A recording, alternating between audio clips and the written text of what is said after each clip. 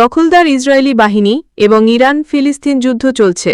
আমাদের হাতে এসেছে ভয়ঙ্কর সব আপডেট আন্তর্জাতিক সংবাদ। শুরুতেই সংবাদ শিরোনাম। ভারত ইসরায়েল মিলে অক্টোবরের আগেই পাকিস্তানে হামলা চালাবে। ইরানি হামলায় ইসরায়েলের ৩১,০০০ ভবন ধ্বংস। ইরাকের সামরিক বিমান ঘাঁটিতে রকেট হামলা। ইউক্রেনের পুরো লুহান্স্ক অঞ্চল দখলের দাবি রাশিয়ার। জাতিসংঘ নিরাপত্তা পরিষদের সভাপতির দায়িত্ব নিল পাকিস্তান। এতক্ষণ শুনছিলেন সংবাদ শিরোনাম, এবারে বিস্তারিত। তবে অনুরোধ থাকবে ভিডিওটিতে একটি লাইক করবেন এবং কমেন্ট করে জানিয়ে দেবেন আপনার মূল্যবান মতামত। এছাড়া আমাদের চ্যানেলে নতুন হয়ে থাকলে চ্যানেলটি সাবস্ক্রাইব করে আমাদের সাথে থাকবেন। ইরাকের সামরিক বিমান ঘাঁটিতে রকেট হামলা। ইরাকের কিরকুক বিমানবন্দরে সামরিক অংশে স্থানীয় সময় সোমবার ৩০ জুন রাতে দুটি রকেট আঘাত হেনেছে বলে খবর পাওয়া গেছে। এতে দুই নিরাপত্তা কর্মী আহত হন। ঊর্ধ্বতন একজন নিরাপত্তা কর্মকর্তার বরাত দিয়ে আন্তর্জাতিক একটি বার্তা সংস্থা এই তথ্য জানিয়েছে। খবর আল আরাবিয়ার। জানা গেছে, বিমানবন্দরের দুটি ছাড়াও কিরকুক শহরের একটি বাড়িকে আরেকটি রকেট আঘাত হানে, যার ফলে ক্ষয়ক্ষতি হয়। নাম প্রকাশ না করার অনুরোধ জানিয়ে স্থানীয় এই কর্মকর্তা সংবাদ মাধ্যমকে বলেছেন, কিরকুক বিমানবন্দরের সামরিক বিমান ঘাঁটিতে দুটি কাতিউষা রকেট পড়েছে। এর মধ্যে একটি রকেট বিস্ফোরিত হয়নি বলেও জানান তিনি। প্রতিবেদন মতে, কিরকুকের বিমানবন্দরের সামরিক সেক্টরে ইরাকি সেনাবাহিনী, ফেডারেল পুলিশ এবং হাশিদ আল শাবির ঘাঁটি রয়েছে, যা সাবেক ইরানপন্থী আধা সামরিক বাহিনীর একটি জোট এবং এখন নিয়মিত সশস্ত্র বাহিনীর সঙ্গে একীভূত হয়েছে। সরকারি সংবাদ সংস্থা INA-কে একটি নিরাপত্তা সূত্র বলেছে, কিরকুক বিমানবন্দরের সামরিক বিমান ঘাঁটিতে দুটি রকেট আঘাত হেনেছে, যার মধ্যে একটি রানওয়ের কাছে পড়েছে এবং অন্যটি শহরের একটি বাড়িতে আঘাত করেছে। এখন পর্যন্ত কেউ এই হামলার দায় স্বীকার করেনি। সূত্র আল আরাবিয়া। ইরানি হামলায় ইসরায়েলের ৩১,০০০ ভবন ধ্বংস। ইসরায়েলি আক্রমণের জবাবে ইরানের প্রতিশোধমূলক ক্ষেপণাস্ত্র ও ড্রোন হামলায় দখলদার দেশটির কমপক্ষে ৩১,০০০ ভবন ও ৪,০০০ যানবাহন ধ্বংস বা ব্যাপকভাবে ক্ষতিগ্রস্ত হয়েছে। সোমবার ইরানের সংবাদভিত্তিক ওয়েবসাইট ডেফা প্রেসের বরাত দিয়ে এই তথ্য দিয়েছে বার্তা সংস্থা মেহের। ডেফা প্রেস বলছে, এই পরিসংখ্যান প্রমাণ করে যে সংঘাতের সময় ইরানি ক্ষেপণাস্ত্র ইসরায়েলের বিশাল ও অপূরণীয় ক্ষতি করেছে। যুদ্ধবাজ ইসরায়েল গত ১৩ জুন ইরানের বিরুদ্ধে আক্রমণ শুরু করে এবং ১২ দিন ধরে তেহরানের সামরিক, পারমাণবিক ও আবাসিক এলাকায় বিমান ও ড্রোন হামলা চালায়। ইসরায়েলের সমর্থনে গত ২২ জুন যুক্তরাষ্ট্র ইরানের ৩টি পারমাণবিক স্থাপনা নাতাঞ্জ, ফোর্দো ও ইস্পাহানে বোমা হামলা চালায়। ইসরায়েলি হামলার পরপরই ইরানের সামরিক বাহিনী শক্তিশালী পাল্টা হামলা চালায়। ইসলামী বিপ্লবী গার্ড বাহিনীর aerospace force operation true promise 3 এর অংশ হিসেবে ইসরায়েলের বিভিন্ন অঞ্চলে ২২ দফায় প্রতিশোধমূলক অভিযান চালায়। যেসব অভিযানে প্রায় ৪৫০ ক্ষেপণাস্ত্র হামলা চালিয়েছে ইরান, যার ফলে ইসরায়েলি শহরগুলোতে ব্যাপক ক্ষয়ক্ষতি হয়। এরপর ২৪ জুন মার্কিন প্রেসিডেন্ট ডোনাল্ড ট্রাম্পের মধ্যস্থতায় দুদেশের মধ্যে ১২ দিন ধরে চলা যুদ্ধের অবসান হয়। ২৪ জুন থেকে কার্যকর হওয়া মার্কিন সমর্থিত যুদ্ধবিরতির অধীনে এই সংঘর্ষ বন্ধ হয়ে যায়। ভারত ইসরায়েল মিলে অক্টোবরের আগেই পাকিস্তানে হামলা চালাবে। ইসরায়েল ইরানের ১২ দিনের যুদ্ধ শেষ হয়েছে, কিন্তু এই যুদ্ধ একটি নতুন যুদ্ধের পরিকল্পনা সামনে এনেছে। তা হল পাকিস্তানের বিরুদ্ধে ইসরায়েল ও ভারতের নতুন যুদ্ধের পরিকল্পনা। পাকিস্তানের বিরুদ্ধে ইসরায়েল ও ভারতের গোপন পরিকল্পনার কিছু প্রমাণও এরই মধ্যে পাওয়া গেছে। এটা এখন আর গোপন নয় যে ভারতের প্রধানমন্ত্রী নরেন্দ্র মোদী এবং ইসরায়েলি প্রধানমন্ত্রী নেতানিয়াহুর মধ্যে সম্পর্ক খুবই ভালো। বিখ্যাত আমেরিকান ম্যাগাজিন ফরেন পলিসি সম্প্রতি অতীতে ইসরায়েল এবং ভারতের মধ্যে ক্রমবর্ধমান সামরিক জোট নিয়ে অনেক নিবন্ধ প্রকাশ করেছে।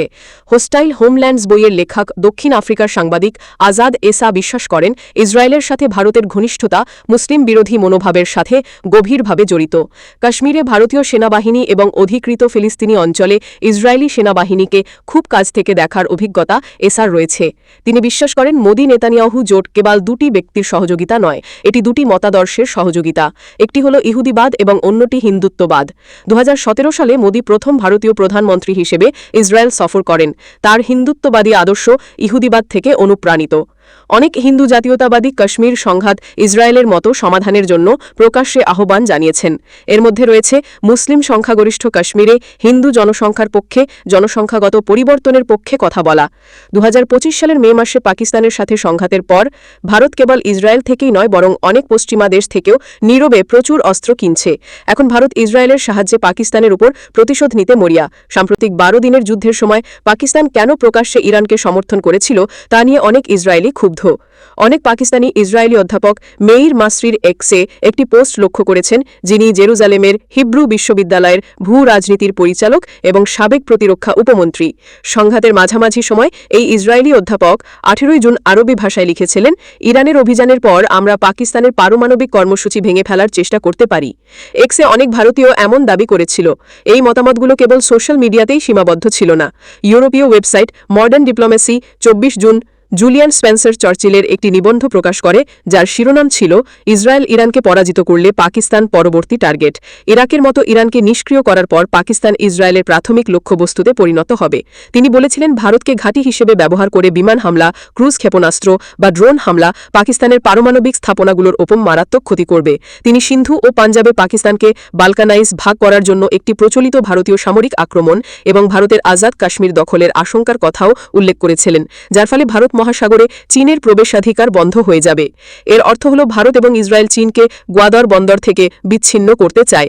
অনেক ইসরায়েলি অস্ত্র কোম্পানি ভারতে কারখানা স্থাপন করেছে এবং কেবল ক্ষেপণাস্ত্রই নয়, ইসরায়েলি ড্রোনও তৈরি করেছে।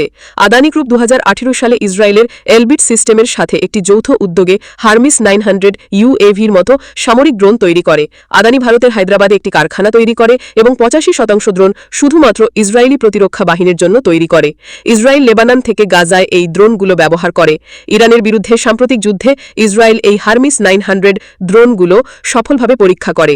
2025 সালের মে মাসে ভারত পাকিস্তানের বিরুদ্ধে একই ড্রোন ব্যবহার করেছিল, কিন্তু পাকিস্তান এই ড্রোনগুলোকে ভূপাতিত করে। হাইফা বন্দরে আদানির 70% অংশীদারিত্ব রয়েছে, যা সাম্প্রতিক ক্ষেপণাস্ত্র হামলায় ইরান ধ্বংস করে দেয়। ভারত ও ইসরায়েল পাকিস্তানের বিরুদ্ধে বড় বড় পরিকল্পনা করতে পারে, কিন্তু তাদের বুঝতে হবে যে পাকিস্তান লেবানন, গাজা, এমনকি ইরানও নয়। নয়াদিল্লি এবং তেল আবুবের মধ্যে এই প্রেমের সম্পর্ক নরেন্দ্র মোদীর জন্য আরও একটি অপমানের কারণ হতে পারে। পাকিস্তান বিমানবাহিনী 2025 সালের মে মাসে 4টি রাফেল জেট সহ ভারতের 7টি বিমান ভূপাতিত করেছে। পাকিস্তানের বিমান প্রতিরক্ষা ব্যবস্থা ইরানের থেকে অনেক ভালো। সূত্র জিও টিভি। ইউক্রেনের পুরো লুহান্স্ক অঞ্চল দখলের দাবি রাশিয়ার।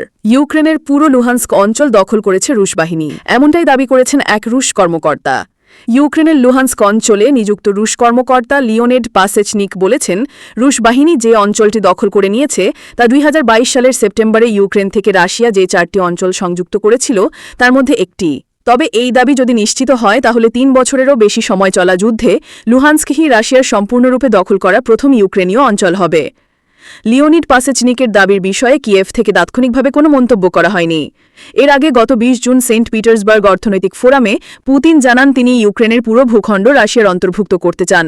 পুতিন বলেন, আমি বহুবার বলেছি রুশ ও ইউক্রেনীয় জনগণ এক জাতি।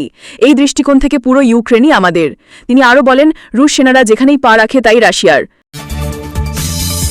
জাতিসংঘ নিরাপত্তা পরিষদের সভাপতির দায়িত্ব নিল পাকিস্তান। জাতিসংঘ নিরাপত্তা পরিষদের সভাপতির দায়িত্ব গ্রহণ করেছে পাকিস্তান। বিশ্ব যখন যুদ্ধবিগ্রহ, রাজনৈতিক বিভাজন ও আন্তর্জাতিক এই প্রতিষ্ঠানের কার্যকারিতা নিয়ে সন্দেহের মুখোমুখি, ঠিক তখনই নিরাপত্তা পরিষদের সভাপতিত্ব গ্রহণ করল দেশটি। মঙ্গলবার 1 জুলাই থেকে শুরু হওয়া এই সভাপতিত্ব পাকিস্তানের জন্য প্রতীকী হলেও কৌশলগতভাবে তা অত্যন্ত গুরুত্বপূর্ণ। এক প্রতিবেদনে জানিয়েছে পাকিস্তানি সংবাদ মাধ্যম দ্য ডন। সংবাদ মাধ্যমটি বলছে, এই নিয়ে অষ্টমবারের মতো নিরাপত্তা পরিষদের সদস্য হয়েছে পাকিস্তান। এর আগে 2025 সালে জানুয়ারিতে অস্থায়ী সদস্য হিসাবে দায়িত্ব গ্রহণ করে ইসলামাবাদ, যা চলবে 2026 সালের শেষ পর্যন্ত। তবে 2013 সালের পর নিরাপত্তা পরিষদে এটিই পাকিস্তানের প্রথম সভাপতিত্ব। জাতিসংঘে পাকিস্তানের স্থায়ী প্রতিনিধি আসিম ইফতিকার আহমদ বলেন, এই মুহূর্তে গোটা বিশ্ব এক অস্থিরতার মধ্যে রয়েছে, যেখানে বাড়ছে যুদ্ধ, জটিল ভূরাজনৈতিক দ্বন্দ্ব ও আন্তর্জাতিক নিরাপত্তার জন্য গুরুতর হুমকি। তিনি আরও বলেন, এই অবস্থায় নিরাপত্তা পরিষদের সভাপতিত্ব গ্রহণ পাকিস্তানের জন্য এক বড় দায়িত্ব। মূলত নিরাপত্তা পরিষদের সভাপতিত্ব মাসভিত্তিক ঘূর্ণায়মান। যদিও এতে কোনো নির্বাহী ক্ষমতা থাকে না, তবে সভাপতিত্বকারী দেশ পরিষদের আলোচনার সূচি ও দৃষ্টিভঙ্গি প্রভাবিত করতে পারে। বিশ্বের বহু মানুষ মনে করে, গাজা বা ইউক্রেন সংকটসহ বিভিন্ন ইস্যুতে নিরাপত্তা পরিষদ এখন কার্যত অচল। তাই পাকিস্তানের এই নেতৃত্ব আন্তর্জাতিক মহলের নজরে থাকবে। পাকিস্তানের রাষ্ট্রদূত আসিম বলেন, পাকিস্তান সবসময় শান্তিপূর্ণ উপায়ে বিরোধ নিষ্পত্তির পক্ষে। আমরা সংলাপ ও কূটনীতির একনিষ্ঠ সমর্থক। তিনি প্রতিশ্রুতি দেন, পাকিস্তান সংঘবদ্ধ পদক্ষেপ ও স্বচ্ছতা, অন্তর্ভুক্তি ও দায়বদ্ধতা নিশ্চিত করতে কাজ করবে। তার ভাষায়, জাতিসংঘ সনদের ভিত্তিতে এবং আন্তর্জাতিক সমাজের প্রত্যাশা অনুযায়ী আমরা সকল সদস্যের সঙ্গে মিলে কাজ করব। প্রসঙ্গত, জাতিসংঘের 15 সদস্য বিশিষ্ট নিরাপত্তা পরিষদে 5টি স্থায়ী সদস্য যুক্তরাষ্ট্র, যুক্তরাজ্য, চীন, রাশিয়া, ফ্রান্স ও 10টি অস্থায়ী সদস্য রয়েছে, যাদের মেয়াদ 2 বছর। প্রতিটি সদস্য 1 মাস করে সভাপতিত্বের দায়িত্ব পালন করে থাকে।